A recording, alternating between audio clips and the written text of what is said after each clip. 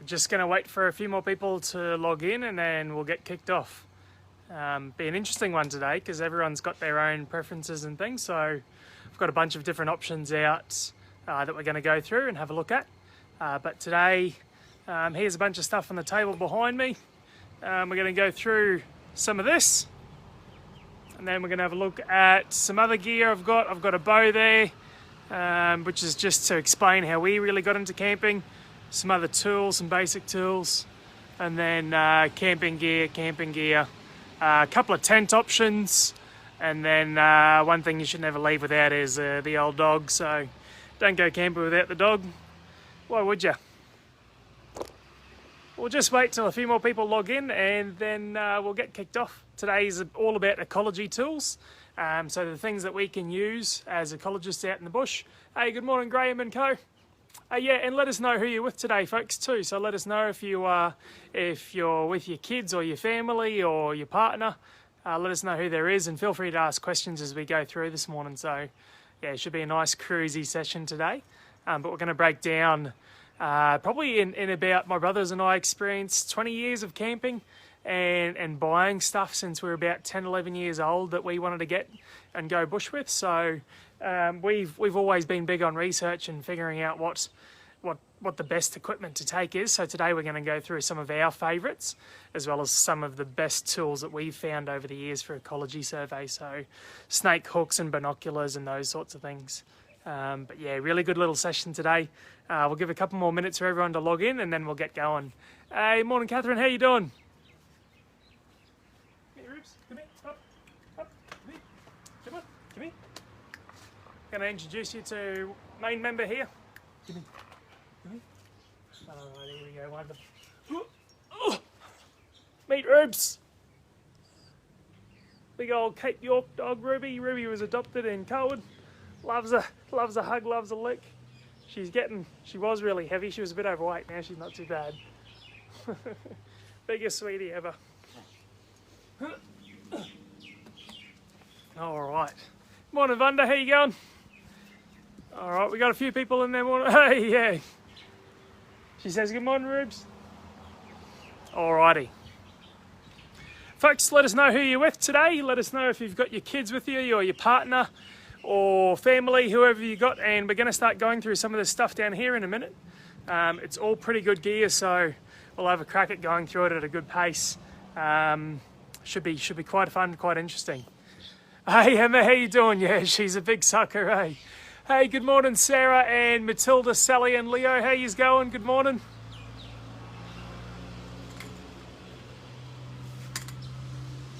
All right, we're going to go down to table level now. Awesome, here we go. Let's see, can we still see us? All right. Wonderful, wonderful. All right, folks, we'll get kicked off. So today is all about the things we can take camping when we go out bush, but also the things as an ecologist that you would take out if you were either doing research or just out there looking for animals as well. So we'll start off with what we'd take out today if you were going out camping and you wanted to see lots of different animals and some of the techniques to use when you're at camp, because if you're at camp, you'd be surprised about the number of animals that are around us that we can see. So we'll be going through some of those first up. Things like binoculars, headlamps, really good gear like that. So we'll go through some of that. A lot of it you can get for quite cheap. A lot of it you can get these days at BCF for 10, 15, 20 bucks. The more you invest in your gear though, the better. You get warranties, good warranties. They replace stuff if it gets broken down. Got some laughing kookaburras in with us today, which is awesome. Having a cackle. All right. So let's go down here. We'll have a look at some of the first things I've got. So if you're going out bush and you're going camping, this area here is usually the first few things that I pack. So as an ecologist, I always have my guidebooks with me and my camera because I love documenting. One of the best ways to learn about any of the animals that you have with you or around you is taking photos and then looking at the photos later. So one notepad, whenever you're going out bush, if you really want to get good, I guess, observing animals and looking at their behaviours and finding differences between places or animals or colours, writing down your notes in one of these is paramount. Either that, or if you're more comfortable writing notes in your phone, your iPhone or Android, whatever you've got these days, that's also great too. Whatever you've got is the go. Now, just quickly, and we'll come back to it a bit later, I just want to show you this here. Now, this is really what got me and my brother into camping years ago. This is a recurve bow. I'm just going to leave it here. I've just got that out today because that, you know, it's got a weird perception around it, but for us, that's what got me and my brother really into camping a lot back in the day, apart from my dad, you know. But we were always out bush, and once we took up bow hunting, that was really where our camping careers, you'd call it, really took off. So, all right, the next thing after our notepad, we'll pick one of our favourites. So this is a signed copy from one of the best ecologists in Australia, Eric Vanderdees, brilliant bloke. He has written a frog book for Queensland here. There's all sorts. You can get frog books for Queensland, for Australia, per state. Hey, good morning, Stace. How are you? Let us know who you're with too, folks. If you've got kids or if you're with your family and partners, let us know. But guidebooks, and the reason guidebooks are brilliant, it's not only the pictures that are in them. Pictures only lead you so far with ecology and identifying animals. You can often get lots of colour variation in animals. The best thing about your guidebooks is they give you the range, they give you a description on what they'll look like, but most importantly, let's find one here, we go, is they give you a key. Now, a dichotomous key is a key that will break down into steps if you're looking for something. So our first step here, number 1, says lower eyelid finely patterned, pupil vertically orientated, is Latoria Dei, page 36.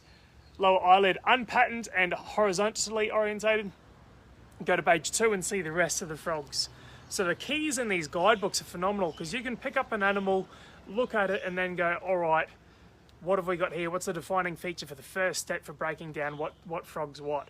Now have a look at these. You've got 2 different colour variations on very different, very similar, close species. They're essentially cousins, but colour variation really often represents individuality.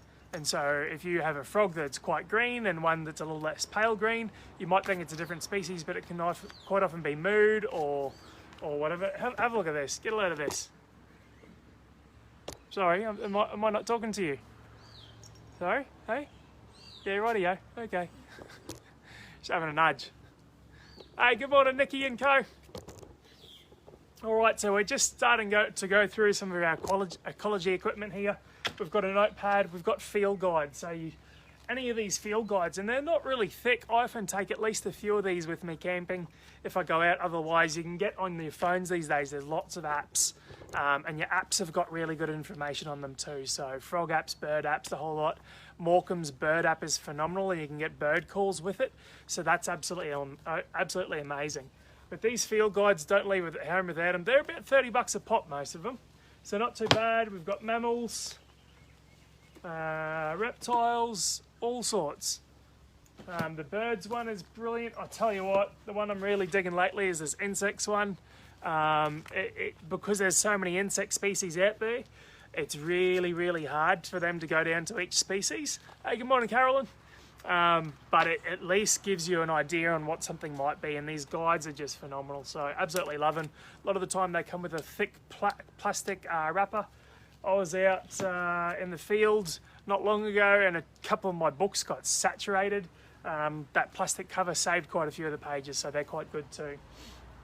All right, now, probably the most important piece of kit that you can ever have at any camp is a headlamp. And this is what I'm going to say, if you've got kids, yeah, sure, go and get those $10 or $20 ones. If you're going camping all the time, ditch that cheap one and spend $100 or $200. If you're going to spend the same on your car or on fuel or on food for the trip, go and get at least one good headlamp. Now, lead lenser, top of the line brand, Phoenix are pretty good. There's a few brands out there. Recently, my lead lenser died because I used to use it every night for years and years in the field. I used to have just the cheap one, and then I was out with other ecologists once and they had these, and mine looked like a candle in comparison. I eventually got one of these. This is a rechargeable.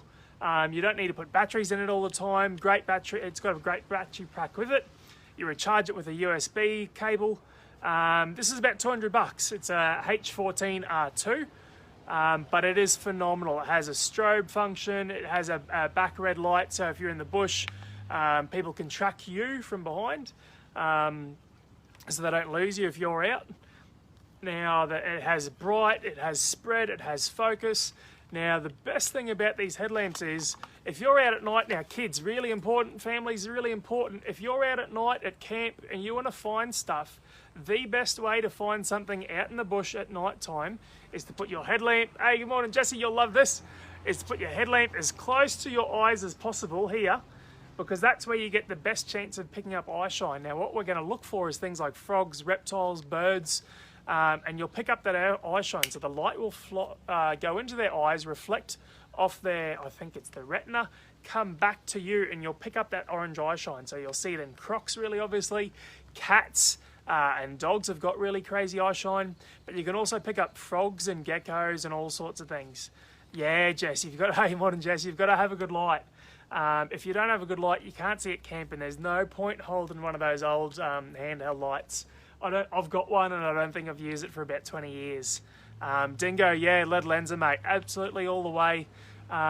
Fork, a couple $100. There's nothing worse than being out bush without light. There's been so many times I've been stuck in the bush on hikes, and I didn't make it back to camp in time. Your iPhone's only going to last 20 minutes with that light. If you get a good lead lenser, you've probably got a couple, 2, 3, 4 hours of walking in the bush back to camp if you get lost. So these lights are phenomenal. And remember, if you're going to look for animals, the light can't be out here because you won't pick up that eye shine. If you go for a walk at night from camp, go and look for frogs, go and look for geckos along trees, owls and birds high up in the trees, possums, you can find gliders, all sorts out there. Hey, morning Bob, morning Tash, and Brian and young fella. And so you can put these right up to your eye like this. That's the best spot for them, as close to your eyes as possible. And that's where you'll pick up the best eye shine. But this lead lenser, a couple $100, highly recommend at least one good quality one. If you are going to get some of the cheaper ones, just make sure they're not the $10 ones. The $10 ones, while they're good for looking around camp, are all right, but you won't be able to see stuff if you go and looking for animals at night time. Crocs and cats, you're lucky because their eyes shine really brightly. But yeah, a good quality headlamp, lead lenser all the way. Phoenix is great. I used to have a Phoenix and still use it, really good as well. Spend your time doing a bit of research. Petzl's pretty good, and there's a few others out there that are pretty good too. All right, next, let's have a look at this. Two ways. Jesse will probably confer with me here, but two-way radios, handhelds, are really handy.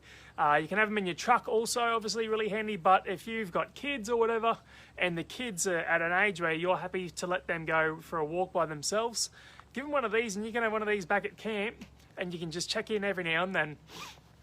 I think two of these was about, I want to say about 150 or 200 bucks. Not that much. You can probably find cheaper versions. These are a good brand, GME. But yeah, phenomenal. So the kids can go for a bit of a walk while you're at camp, and you've got these, and you can talk to them. We'll probably even be able to pull up some truckies in town right now if we really wanted to. When you're on the road, you can always ask for a radio check to make sure your microphone's working. Let's have a look. Let's see if it works. Hey, can we get a radio check there, please? Yeah, it might be a bit quiet on the roads today with the Rona. But anyway, yeah, so these are phenomenal and great for ecologists as well, because they can talk to each other, because we often split up to do active searches for at night time or whatever. So having one of these is brilliant. Easy, really easy to get lost at night time when you're out. Really easy to get disorientated and then panic. And if you don't have a headlamp or one of these or a GPS of some sort, then going back to camp can be quite hard. All right, now speaking of GPSs, now these days you've got lots of options. Obviously you've got your GPS in your car, but that's not very good for out bush. You can also have your handheld GPSs that you get through Garmin, and they're great. personally, as an ecologist years ago, a colleague of mine showed me an app on iPhones. You can get similar apps on Android. The one we used to use for work, it's a really expensive one. It's about $300-400. It's called GIS. Phenomenal. There's a cheaper version of it that's about $100, and then there's a standard like consumer version that's about $15, and that's called GPS Kit. Now those apps are amazing. You can track where you've been, you can drop points, you can cache maps, so when you're out bush, out of reception, you can actually see the lakes and the lagoons and the creeks and the mountains and the contour lines of the mountains, so you can see the elevation. So apps on your iPhone are the best. Hey Ben Jones, how are you, bro? And Ben was using them too when we were out doing turtle work and all sorts. So these apps, GPS Kit or GIS Kit, absolutely phenomenal. GPS Kit runs about $15, and it's way better than buying a GPS. You get live maps, satellite maps, if you cache them before you go bush, and so you're still out there with really good satellite imagery on your phone. So they're phenomenal. Now let's look at the next thing. We'll start racing through this in a bit after we get through some of the really good ecology equipment. But these guys here, holy smokes. Now they vary in prices. This is called a time-lapse camera or a trail camera. Morning Brad, morning Katrina.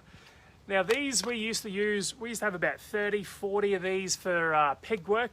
What we would do is you can either set them up to motion sense something, so a pig walks past, it'll trigger by motion and it'll take a picture. Absolutely phenomenal. I can't remember what this one was worth. I'm going to guess about $120. But yeah, we had 30 or 40 of these. We'd set a lot up on the feeders that we were running, and the pig would come by. The movement or the heat would trigger it, and then it'd take a photo or a video, whatever you set it up to take. Now we also used to use these in trees as time-lapse cameras. So what we'd do is we'd monitor the lagoons, the flux of the lagoon over the year. There's a couple of really cool videos online. I'll try and link them in later. But there's a couple of cool videos online where we've got the lagoons in Cape York fluxing over 2 or 3 years, so filling up, drying out, filling up, drying out, and they were taken on these. So they'd take a photo maybe every hour in a specific time that we set. So let's say, because we wanted the sun to be really high for some of these, we'd set them from 10 till 2, so 4 photos a day. We've got great videos of crocodiles moving around in dry little water holes with these. So these are called trail cameras or time-lapse cameras. Really good. They're usually used for hunting, but they have so many applications. If you're at camp, you can go to your scrap pile, wherever you're taking your scraps at camp, and set one of these up and see what's coming in to get it. We've found really rare birds and other animals with these before when we've been out bush just by chance. So really phenomenal. Great little tools. I love them. I still use this one all the time. And they last for years. I bought this probably 5 or 6 years ago and it still kicks along. These days you can get better quality ones, but you don't need to get sucked into getting the best out there. You probably only need to spend $100 or something on them. All right, let's go to this beast. Cameras. Now start small, folks, and work your way up. You don't need the biggest and the best, and this still, even with the size of it, have a look at this. Jesus, isn't the best camera out there. This is pretty good. It's a full frame camera, so it means it's got the sensor on it is the same size as the old film that we used to use when film was still a go. Your consumer cameras are a little bit smaller, but this still isn't a high-end camera. You know, your high-end cameras, if you're looking at this kind of setup, you'd be looking at 20 grand maybe. So crazy. But these setups, so this thing on top lets me control flashes that are off the camera at the time. But also these will let you photograph animals out in the bush, and then you can take it back to camp later on if you're running out of time or something, or you can zoom in on the LCD screen here and you can see things more specifically, and you can look at detail on things. I'll try and bring up let's have a look here. Here we go. So this is going to be, we've got videos on here. Let's scoot through. I took some cracker shots the other day of some spiders and that in the garden, and you can actually zoom in on the detail. And so with that detail, you'd be able to look at things in camp with your guidebook out and kind of break down what it might be. So cameras are brilliant. You can start with a simple point and shoot. You can get a Nikon for cheap as chips off Gumtree, and they're pretty good. Just watch out for fungus on the lenses and that sort of thing. But there's so many options out there, and these are brilliant tools. And quite often, some of the best ecologists have some of these just because they add another level of investigation to it. So really cool tools. I'm going to see if I can get through to one of these pictures in a minute. I'm going really slow, so. Alright, here we go. Now have a look at this. So on here, let's see if we can see it. I've got a picture of an insect. Let's zoom in. We're going to go up and across. That's actually a spider that's smaller than a native bee eating it. Now that's not the best picture on there. There's a few more others that were really clear. But you can go through this later on and bring out some of the detail in phenomenal ways. Alright. Now let's keep moving through. I'm going to bring this back up to high sky level because we're going to stand up now. So let's have a look here. Here we go. Beauty. Alright, now one by one we're going to go through some of this gear. So, not necessary, but always super handy. Here we go. Getting there. Alright, pretty good. It's just the LED lamp for camp. Pretty nice, has different levels. Usually I just leave these in the tent just so when you get in you can read or something. Not necessary. If you've got a headlamp, it pretty much does the trick, but these are pretty good. Hey, no worries, Catherine. See you later, mate. Have a good day at work. First aid kit, absolutely compulsory. You've got to have one. If you don't have one of these, you just don't go camping. You shouldn't be out there without a first aid kit. Snake bandages, compulsory. Betadine, antiseptics, that sort of stuff. If you have a look at my hands just from the other day, they got all scratched up from being out bush. And some of those are infected, but they're not too bad. But if you leave some of those things without cleaning up and they'll get infected out bush, it's just going to annoy you. You go swimming, it'll get more infected, and then it's just the cycle. It gets worse and worse and worse. You can take things like flints out if you're going out for bush. And now remember, we're starting to get more into the camping side of things now, but you can get really, really expensive stuff, and you can go all out if you're doing a big trip. But I'm also going to show you the other side of it. So quite often my brother and I or our mates, we'd go backpacking because we're going out hunting, bow hunting or something. So a lot of what we take is going in a backpack, and that's what's coming with us. So you don't have a lot of options for big things. A couple of really important little backups though. Flint's unreal if your lighter gets wet or your matches get wet. A flint's pretty good, so easy as pie to make a fire. You can also get these little whistles. They're handy if you get really stuck, but the best thing about them, they've got a little compass on top, which is kind of handy. Not the best quality compass, but they store your matches inside them too, and they also have a flint on the side there. So some of these things are pretty cool. The whistle, obviously you've got a whistle on it if you do get lost, but yeah, you don't want to be getting there in the first place. Oh, now here we go. Now this stuff here, Anchor, great equipment. This is a big battery bank. Now look at the size of that. That's absolutely huge. This would charge my phone, I reckon, a dozen times. You turn it on, you can charge multiple ones in there. But having one of these at camp is really, really cool. Really handy.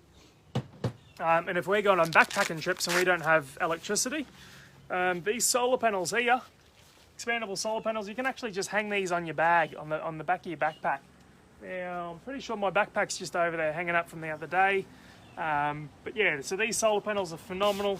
You just put that in the sun. It's got a couple of USB ports on it. So just here, you'll actually see that little red light's coming on there now. If I close it up, it'll probably, there it goes off.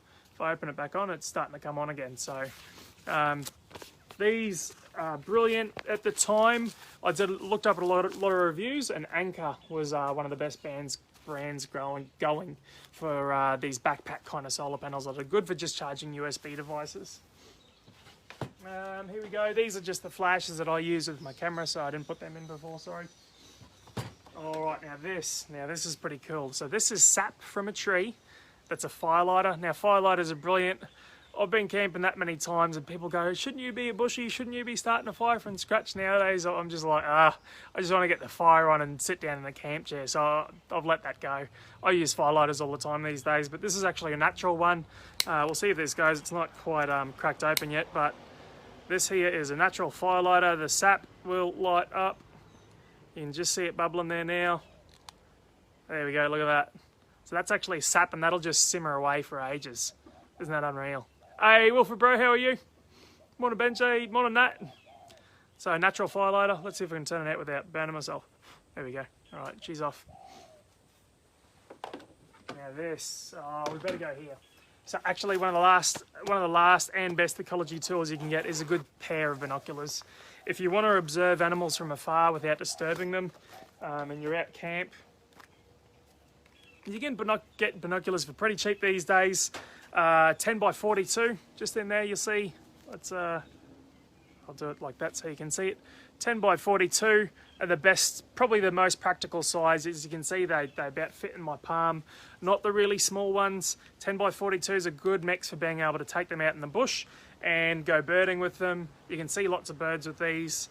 This is just a pretty cheap brand I got for my tours a little while ago, so clients can use these on tours. I usually use a pair of Nikon Monarchs, which are great as well.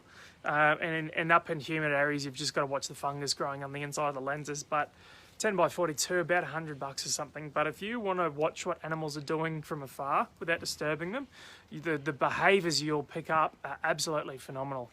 What tree is the Firelighter sap from? Lizzie, that is a secret. I could not tell you that one. It's from a tree that only grows in a few certain areas, that it's usually on like really restricted property, but it's pretty cool, isn't it?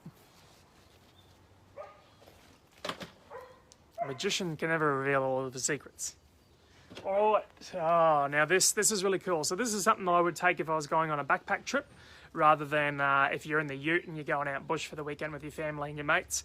But this is actually this is called a Barco Laplander. This is a handsaw.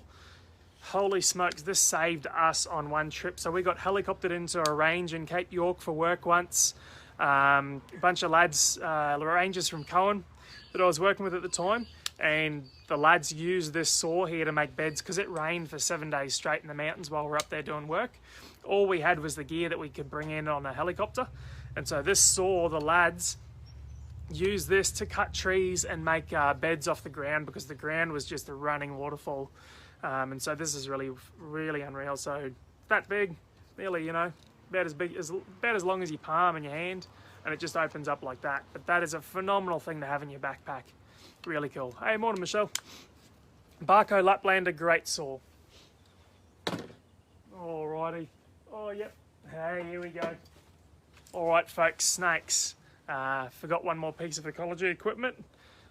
This is an ex-golf club from a mate. He gave it to me and I jigged it up. So beautiful little snake hook.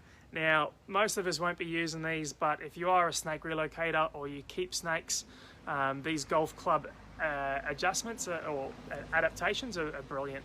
So I use these when I'm relocating snakes and for some of the work. I used to relocate a lot in Townsville, getting quite rusty these days though. And then my brother gave me this bag years ago. This is a snake bag, much like a landing net for fishing, but it's got a sock on the end. Best thing about this one is it's dark, and snakes nearly always want to go into something dark as opposed to having a light bag. If you have a white bag, they're probably not really going to want to go into it.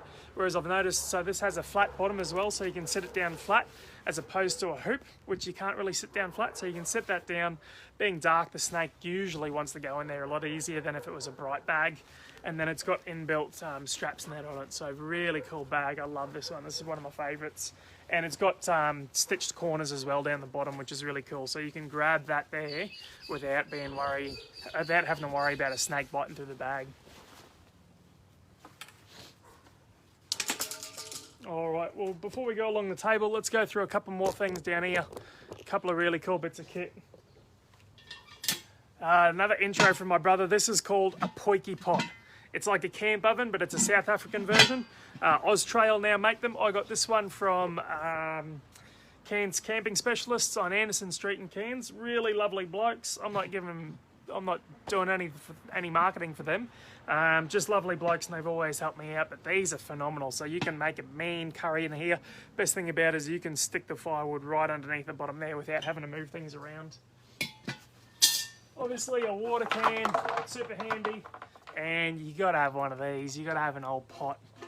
This is Shane and Beck's original Cockatoos pot, which is an absolute cracker, and it's one of the best possessions we have. Prized possession, love it. And garbage bags, folks. Plastic. It's a thing of the past. Stop using plastic bags when you're camping. Get one of these, put all your rubbish in it, throw it out when you get to town. That's it. Stop taking plastic bags. No need. It's Australia. We've got sea turtles. Don't do it. All right, let's go to some of the more fun stuff again. This here, folks, get one.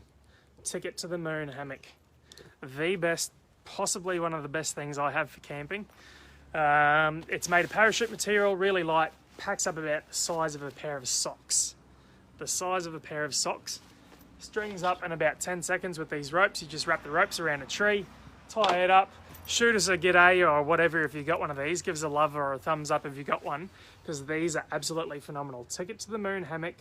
This is a double, so the doubles will have 2 colours. The singles will have 1, and you can get them bigger and bigger. Really cool. They're not hot at all. Really, really comfy.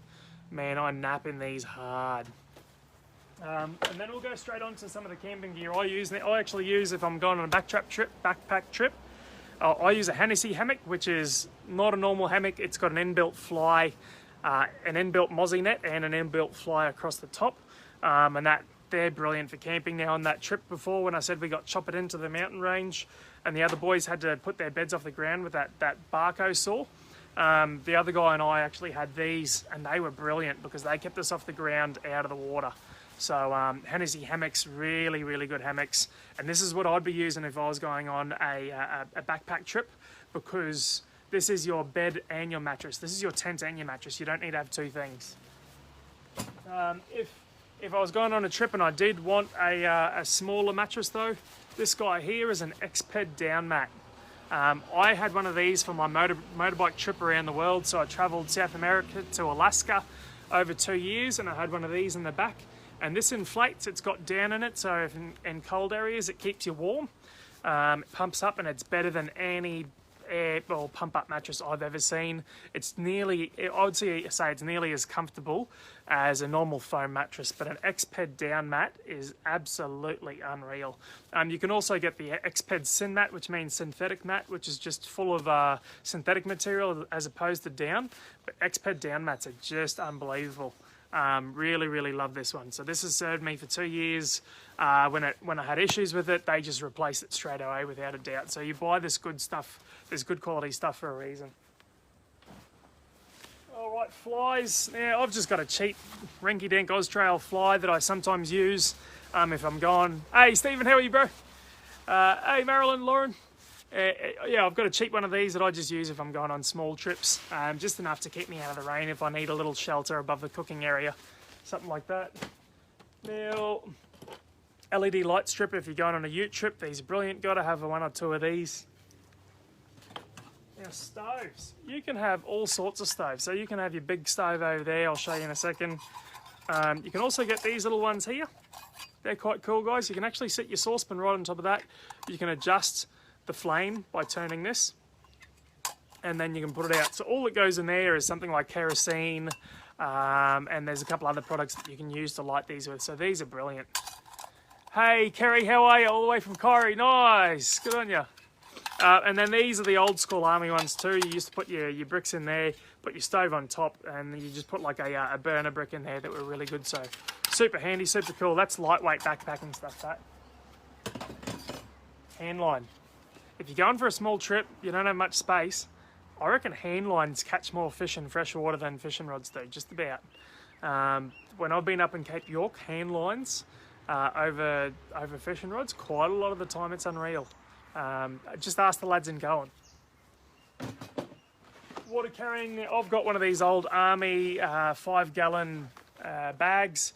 Sturdy. I took this on my motorbike trip overseas, and this is all I use for a shower if I really want one. Otherwise you can go and get one of these canvas shower bags. I've got one of these for our camping trips now. Yeah, exactly. Keep it, yeah, good on you, bro. You love your cuppers. A thermos is super cool. But these, so you can get these if you're out bush on a hiking trip or something, you're not sure about the water, you can actually get a filter that attaches to this, and you can squeeze it through to filter out any of the nasties if you really need water. Now I've been on hunting trips before where the lads I've been with were desperate for water, and they took some water out of some pretty risky stuff. filled it up in here and then squeeze it through their filter, and then they add water for the day. Now we wouldn't have been able to get back to camp without that, so some of these are unreal. Otherwise, these are actually really good little water containers because they fold down to nothing and they store away in your, that's got some air in it still, but they store away in your bags flat, the size of nothing, so super handy. All right, here we go. Yeah, hey, get one of these. If you're going camping, get one of these opera house pots. You can catch yabbies, cherub and that sort of stuff in them, red claw, so worth it. Make sure, folks, that they've got the ring on it. If they don't have the ring, they're going to catch freshwater turtles or platypus. It's actually illegal to not have the rings in it, so make sure you've got the rings. You don't want to get a turtle or something in there because you'll kill it. It'll just drown, so make sure they've got the rings, but these will get you cherubin and red claw. Amazing. So this will be controversial. Footwear. You can either wear these if you're walking. I wear these. Difference? These are so much better. All of the hunting I do is in these. All of the bushwalking I do, all of the hikes I do are in these. So these are $20 reef shoes. That's it. You can see on the bottom they've got this rubber. It's really grippy. The other day I did a hike up a river gorge, and the hike was about 30 k's. Some of it got really steep, really risky. Rocks were really slippery.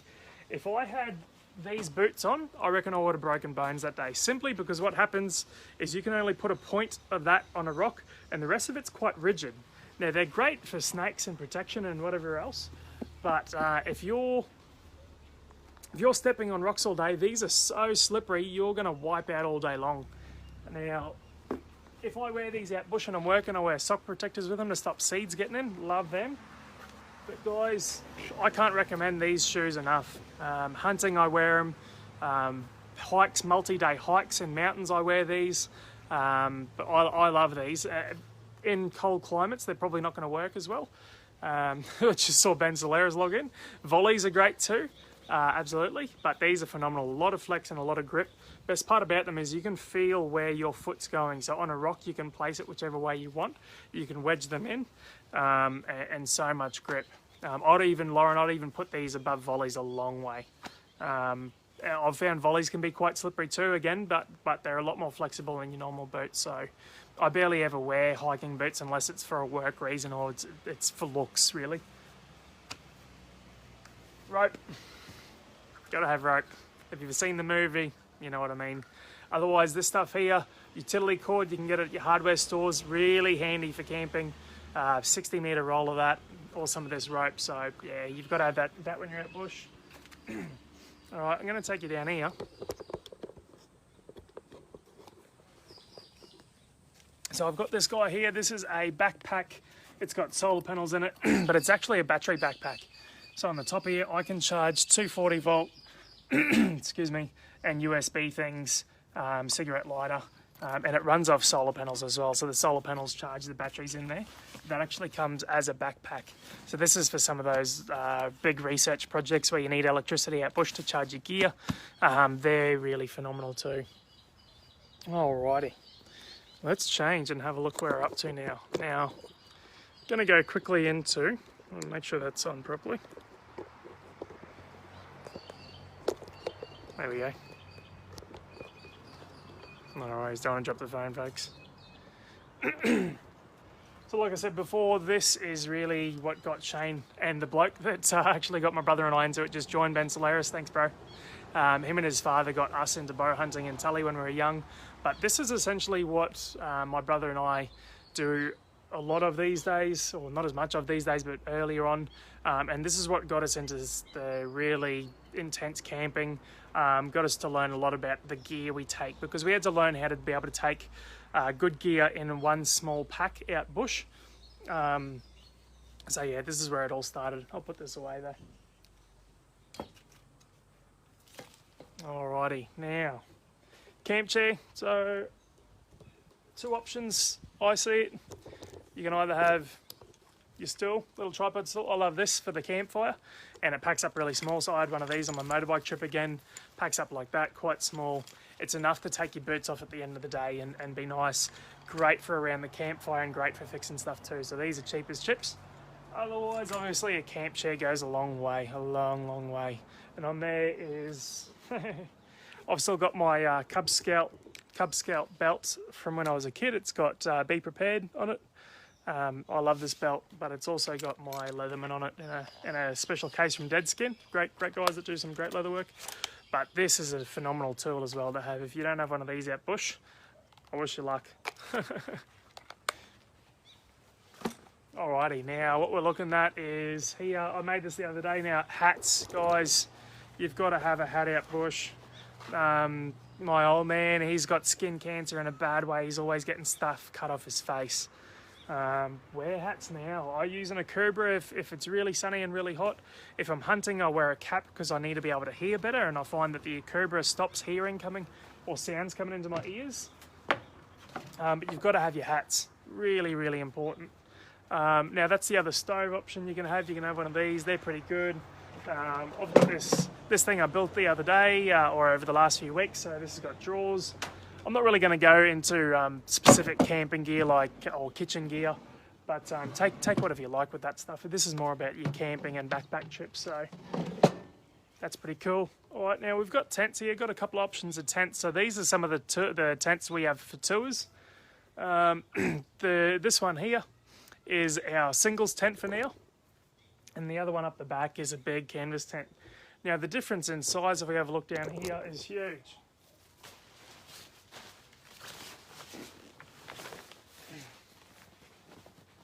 Massive difference. So this is about, I think, 5 kilos from memory, 5 or 6 kilos.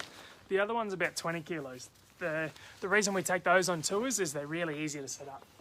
So the other ones, if we're looking at them, they've got 4 pegs for each corner and then a pole right at the middle, and that's it.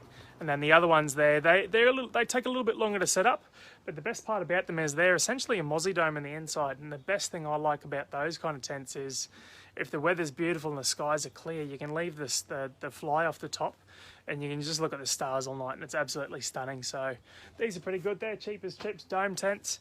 Otherwise you can get your teepee kind of tents. Both of them are really good. I'll give you a quick tour. That's what they look like. Cheap as chips. Pretty good. So that's just got that one pole on the inside. That's him. And then your other option. Now these are cool, and I'll put this quite away, and I'll give you an example of how it works. So these are brilliant for putting them up, and I've started using one for tours because of how quick they are to put up. But the first time you put them away, Jesus, they are a pain in the butt. Really hard, but well worth it too.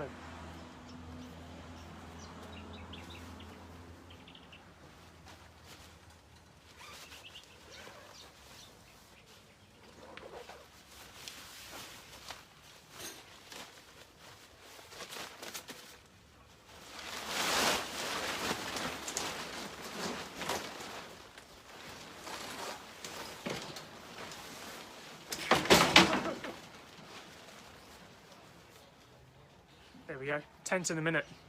So that tent's pretty much done. It's a little bit wonky there, but she'll be right, mate. So they're brilliant. It just takes a while to put them away. If I'm going camping, I actually just use, we just dropped a thing there.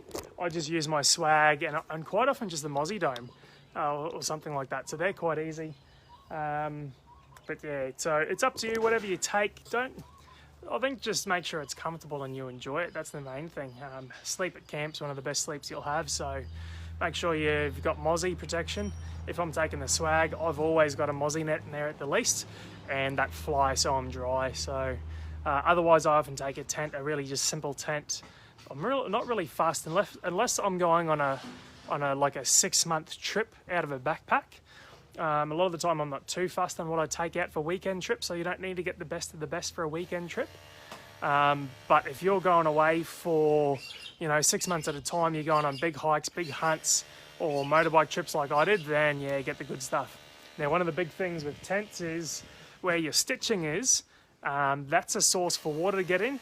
So have a look at the tent itself and see if it's been what's called welded. It'll either be glue welded or have some kind of wax along it. But have a look along the stitching and you'll see the good quality tents that are actually waterproof will have stuff there. So that's just about it, folks, for today.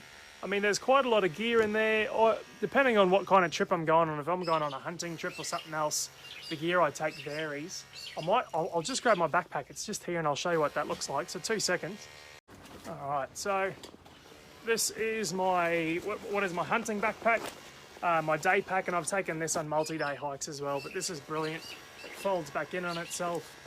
If you're a hunter, it's actually got a meat rack in it. This is a Badlands backpack, a great backpack. Can't remember how big it is, it's not huge, but for what I do for hunting, and I've done Hinchinbrook Trail with this backpack, I can take about 25 kilos of gear in this if I really want. Big thing about this is it's got these big straps to go around your waist, just above your waist. Mate, Bushmans, I don't use spray. No, you're mad. I just never use it. I can't stand it. I hate it. I'd rather get bitten. But yeah, folks, if you're worried about mozzies or midgies, by all means, yeah, take some, definitely take some Bushmans or some spray of some sort. I haven't really gone into the kitchen specifics or those other kind of specifics. Today was just more about the nitty gritty kind of cool tools that you can take out.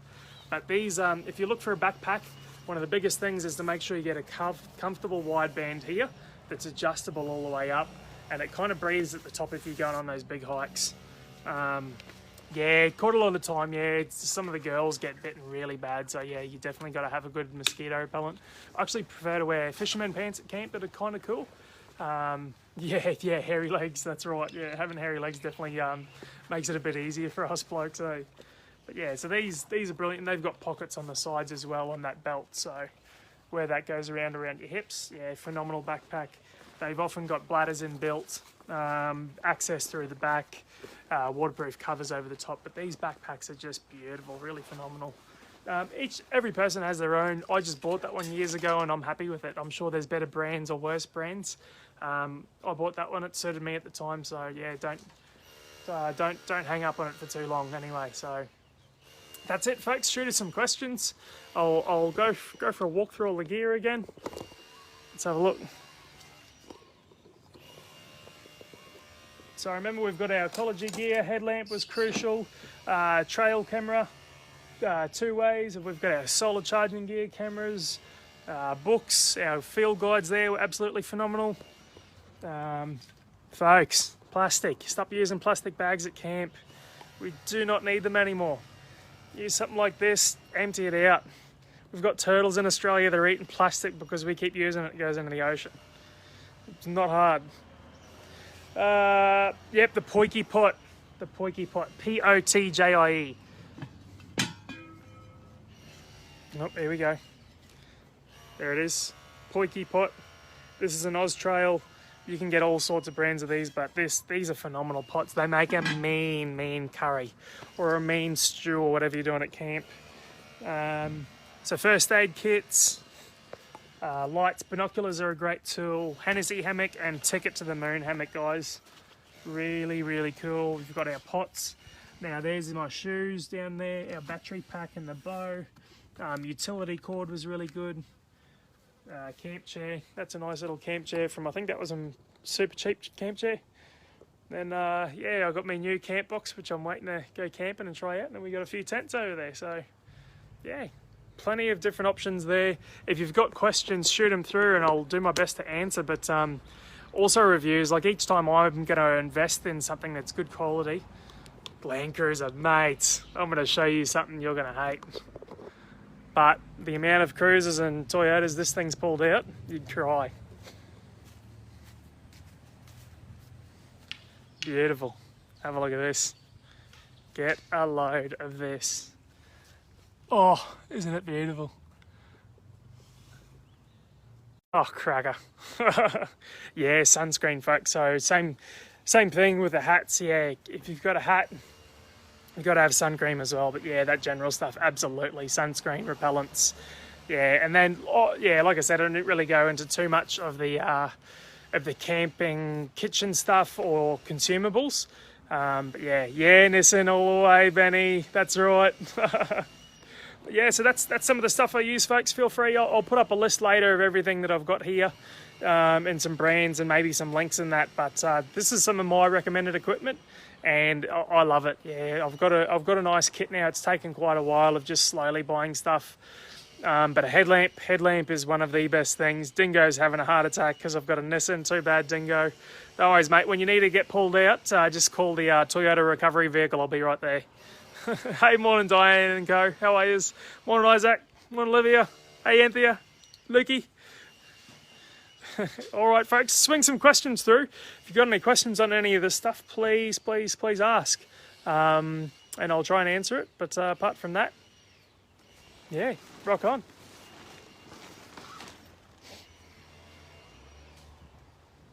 BEA beautiful. Ah, mate.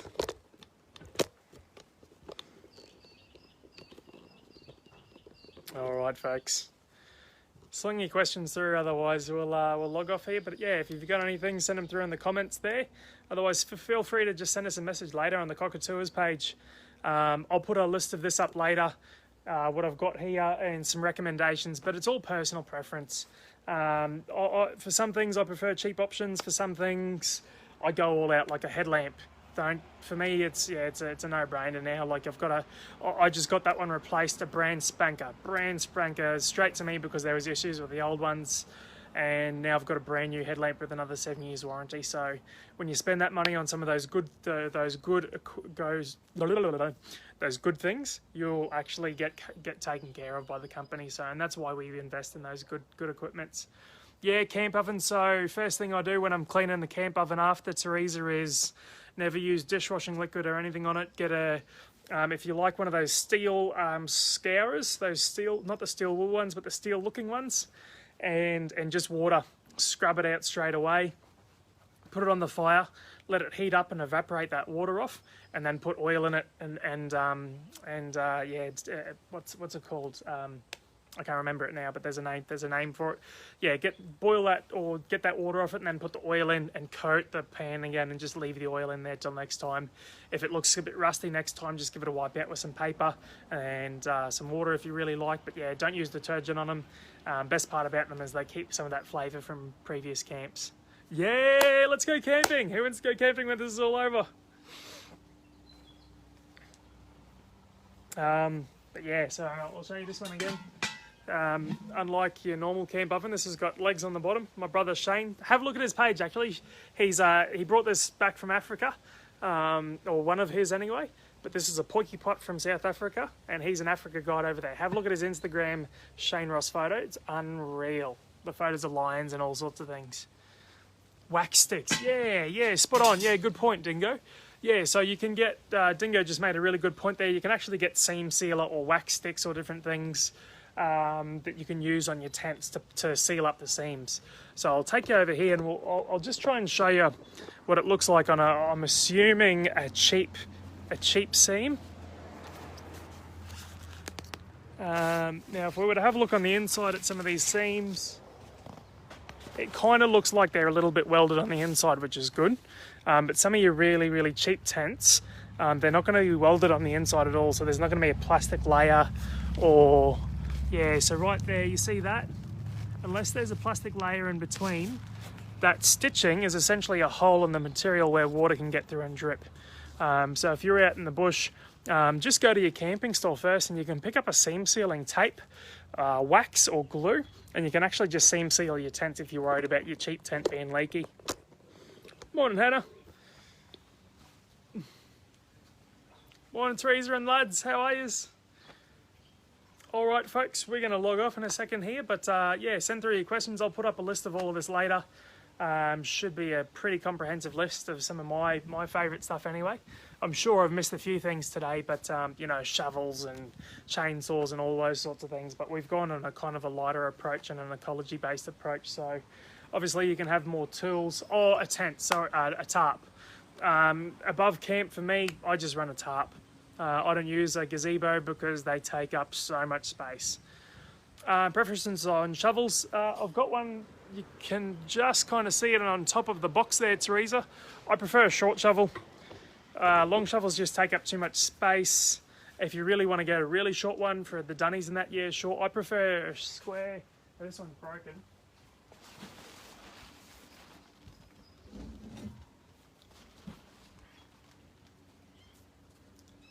I prefer the flat base because you can pick up stuff with it. This one's got a big old crack in it now. I've got a replacement for it, but yeah, quite a short shovel all in all.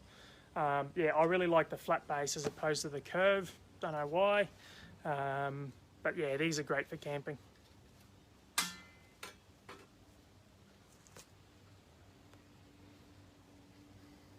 LD. Oh, we don't even have LD up here, eh? LD has camp cooking equipment on sale at the moment.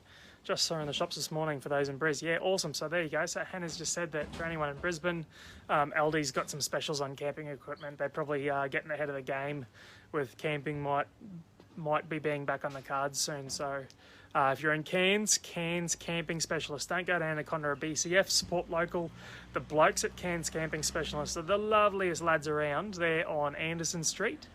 Anderson, yeah, Anderson, James, whatever you want to call it. Yeah, Anderson, I think. But yeah, absolute cracker. Short are good. Yeah, that's exactly right. And short ones are great for bogs. Yeah, because all the Toyotas get bogged all the time, as Dingo must be suggesting there.